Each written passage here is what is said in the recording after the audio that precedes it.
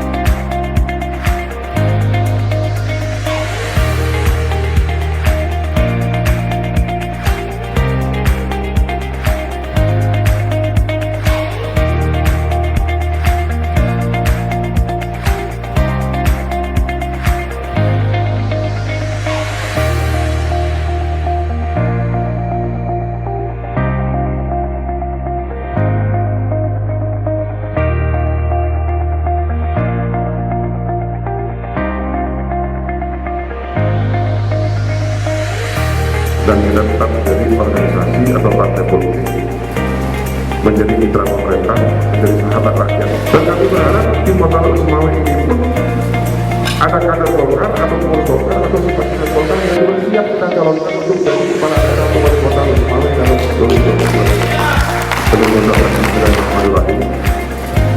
Musyawarah daerah kelima Partai Golkar Kota Losmawe PPRSI saya nyatakan dibuka.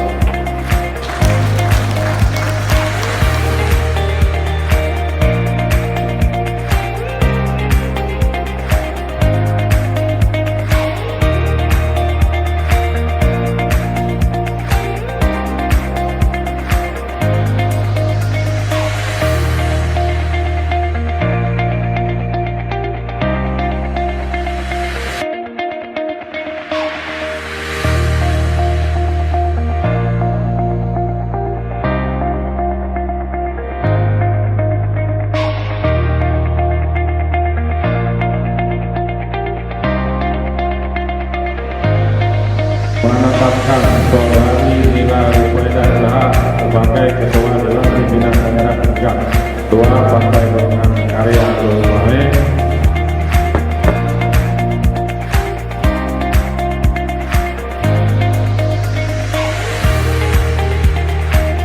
Pada hari ini tanggal 26 Juli 2020 berdasarkan keputusan musyawarah daerah kelima Partai Golkar Kota Losmawe. Bersama ini saya Ketua DPD 1 Partai Golkar yang menyerahkan mandi dan pantang Partai Golkar untuk dikibarkan dalam rangka melaksanakan seluruh tugas dan tanggung jawab yang dipercayakan kepada kita. Siap saya kibarkan untuk seluruh Kota Losmawe.